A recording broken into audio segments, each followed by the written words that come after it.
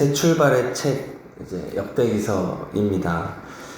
족보에 담겨져 있는 은혜를 나누고 있는데요.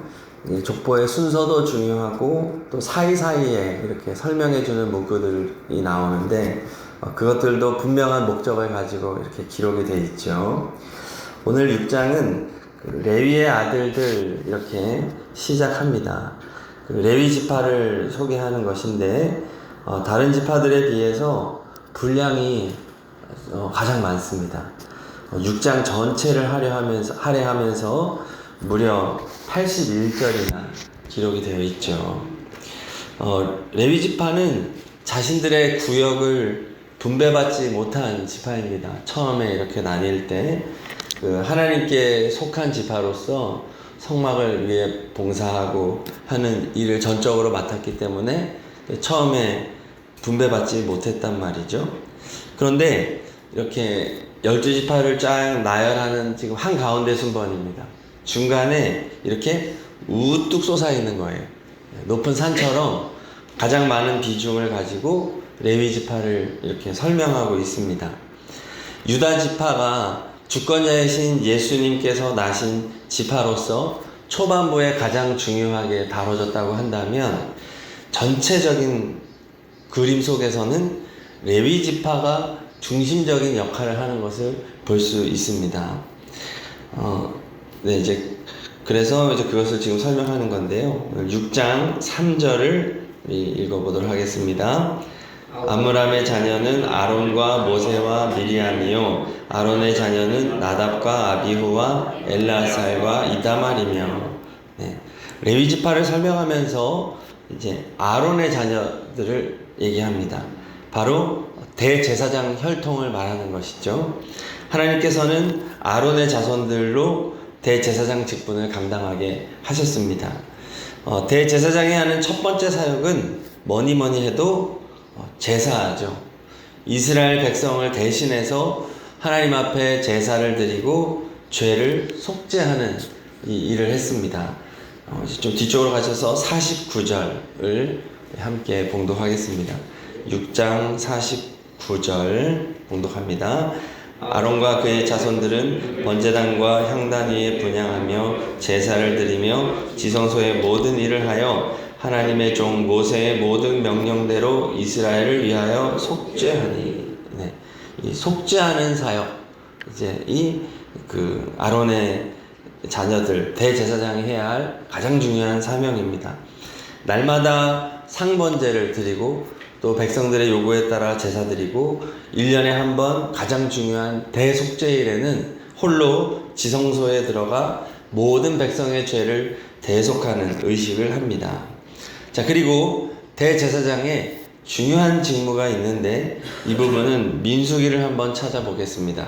민수기 6장 22절입니다. 민수기 6장 22절부터 27절까지입니다. 민수기 6장 22절부터 27절 함께 봉독합니다. 여호와께서 모세에게 말씀하여 이르시되 아론과 그의 아들들에게 말하여 이르기를 너희는 이스라엘 자손을 위하여 이렇게 축복하여 이르되 여호와는 내게 복을 주시고 너를 지키시기를 원하며 여호와는 그의 얼굴을 내게 비추사 은혜 베푸시기를 원하며 여호와는 그 얼굴을 내게로 향하여 드사 평강 주시기를 원하노라 할지니라 하라. 그들은 이같이 내 이름으로 이스라엘 자손에게 축복할지니 내가 그들에게 복을 주리라. 아멘. 그 대제사장의 중요한 직무가 뭐냐면 복을 빌어줘야 한다는 겁니다. 축복권. 모든 죄를 용서받아 하나님과 화목하게 된 백성들이 계속해서 하나님의 은혜와 평강을 누리는 삶이 되도록 축복해 주어야 한다. 이것이 대제사장의 아주 중요한 사명입니다. 지금 레위 지파는 모든 이스라엘 공동체를 이렇게 축복해 주는 지파이기 때문에 하나님께서 역대기서를 통해서 한가운데 배치하고 있는 겁니다. 하나님의 축복이 골고루 나눠지게 하기 위해서요. 아브라함을 부르셨을 때도 하나님이 아브라함에게 하신 말이 있습니다. 이것도 찾아보겠습니다. 창세기 12장 1절부터 3절입니다. 창세기 12장 1절부터 3절.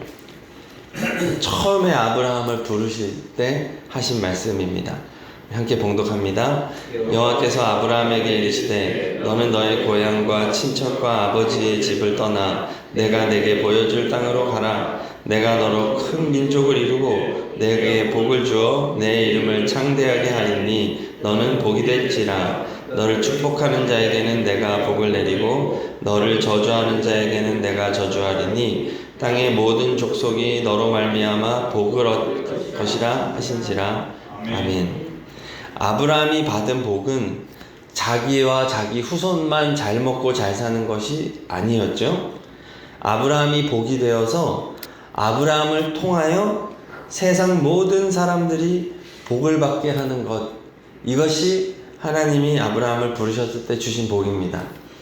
네, 복 중의 복은 나만 잘 되는 것이 아니라 나를 통해 다른 사람이 복 받는 것, 이것이 진짜 복입니다.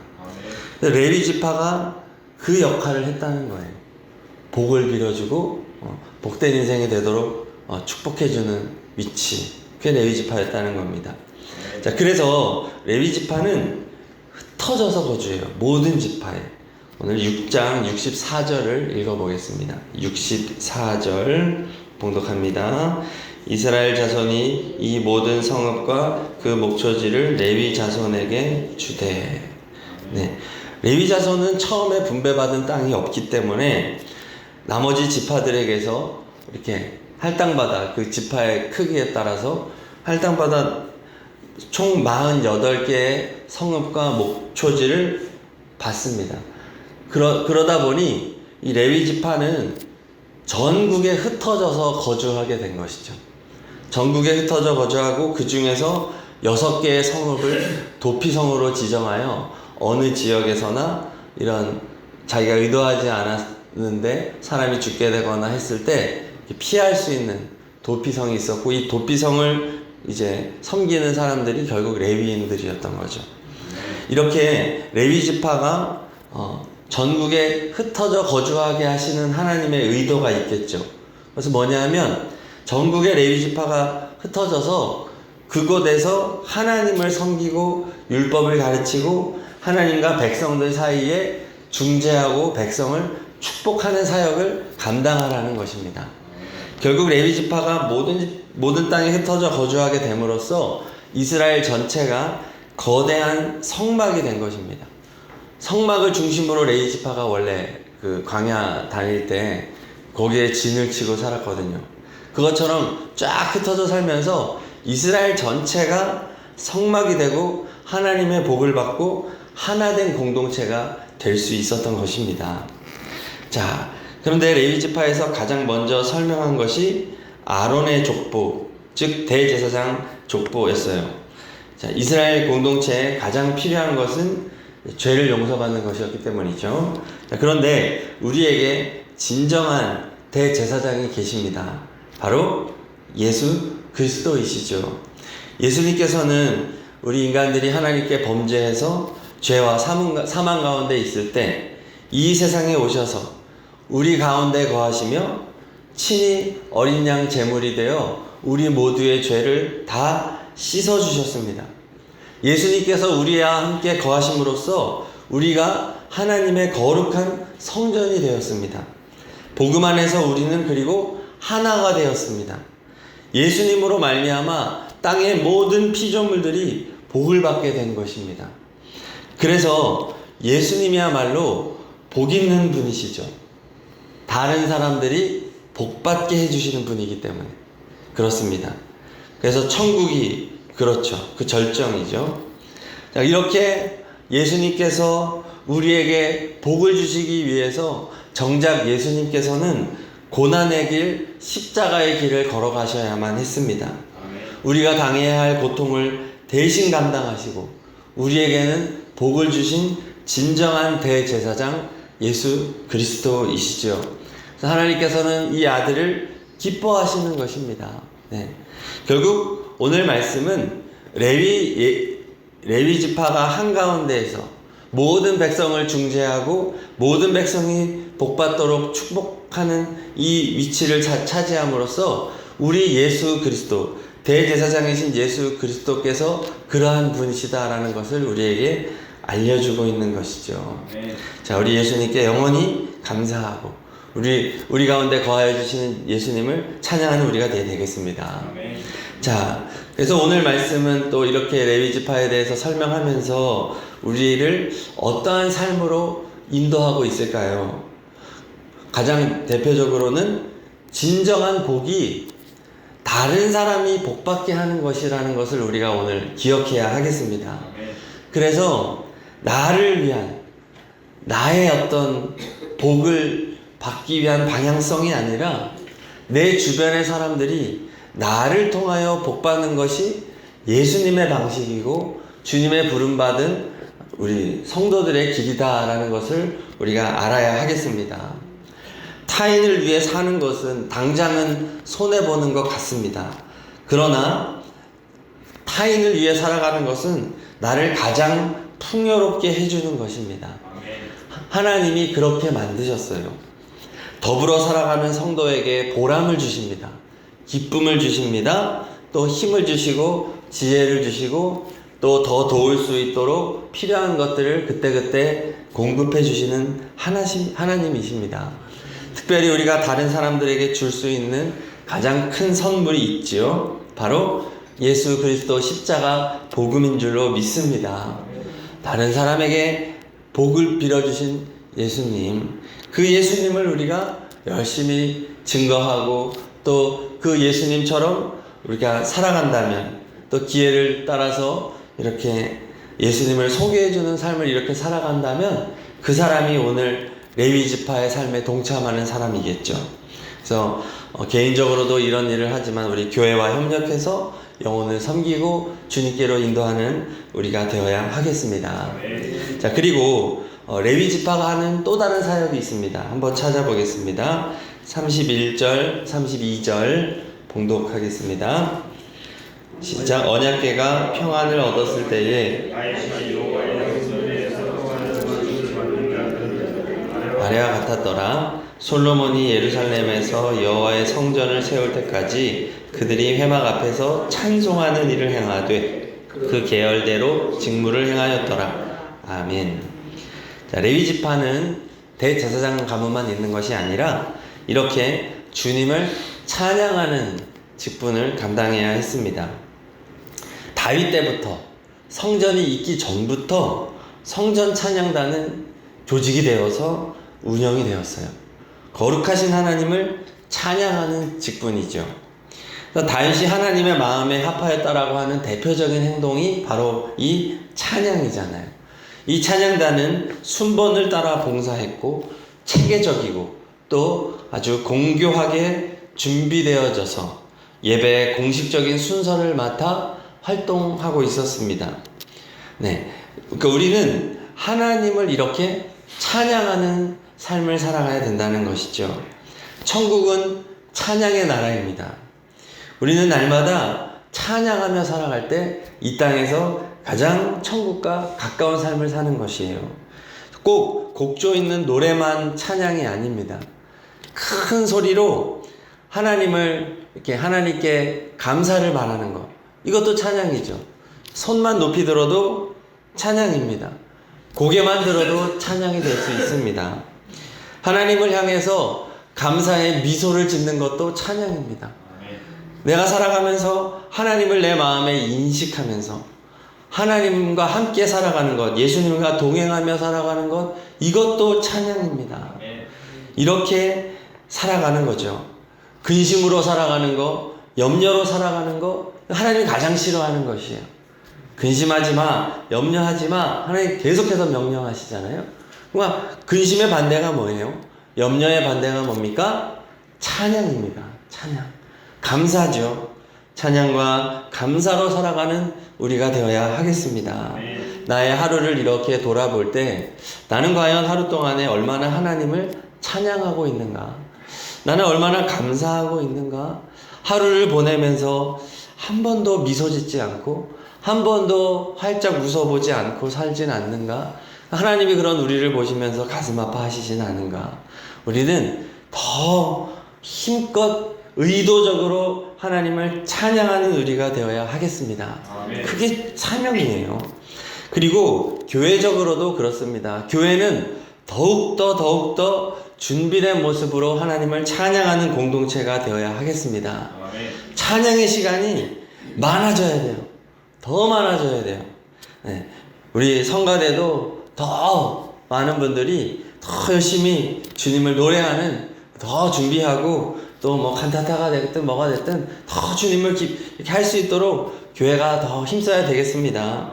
찬양팀도 또 더 단원들도 더 모집되고 또 늘 1년 12달 우리 드럼 이제 차기 연주자도 계속 준비되고 반주자들도 계속 어린아이 때부터 세워지고 훈련 시간도 늘리고 교회에 오면은 이 찬양 팀원들이 그냥 혼자 여기저기 구석 방에 가가지고 연습하고 여기서는 또 악기 연습하고 계속해서 찬양의 역량을 키워가는 교회가 되어야 하겠습니다. 이것이 사명이기 때문에 그런 것이죠. 자, 마지막으로 레위 지파가 하는 또 중요한 사명이 있습니다. 우리 48절을 읽겠습니다. 48절 봉독합니다. 그들의 형제 레위 사람들은 하나님의 집 장막의 모든 일을 맡았더라. 네. 다윗은 24반차를 조직했습니다. 24개의 팀으로 이렇게 나눴다는 얘기죠. 이들을 제비 뽑아 순서를 정해서 1년에 한 팀당 2주씩 봉사하게 합니다. 이 부분은 이제 역대상 23장, 24장에서 저희가 추후에 좀 더 자세히 다룰 텐데요. 이들은 전국에 흩어져 거주하지만 다 24개의 팀으로 조직화되어 있습니다. 그래서 자신들이 제비 뽑아서 이렇게 뽑힌 그 때에는, 그 주간에는 예루살렘에 와서 성전 봉사를 해야 하는 것이죠. 그리고 6월절, 77절, 초막절과 같은 이스라엘의 대표적인 절기 때에는 모든 레위인들이 성전에 와서 함께 봉사하는 구조였습니다. 그렇습니다. 이렇게 교회라고 하는 것은 또 성전이라고 하는 것은 담당한 자들이 이 성전과 교회를 섬겨야만 운영이 될 수 있는 공동체라는 것이죠. 교회에 보면 풀타임 사역자는 어느 교회나 몇 명 안 됩니다. 목회자, 그렇죠? 그리고 정말 규모가 그래도 몇백 명 돼야 뭐 부교역자, 또 이렇게 뭐 사무직원, 뭐 운전 담당하시는 분, 뭐 이런 분들이 이제 하나씩 직원이 늘어가는 것이죠.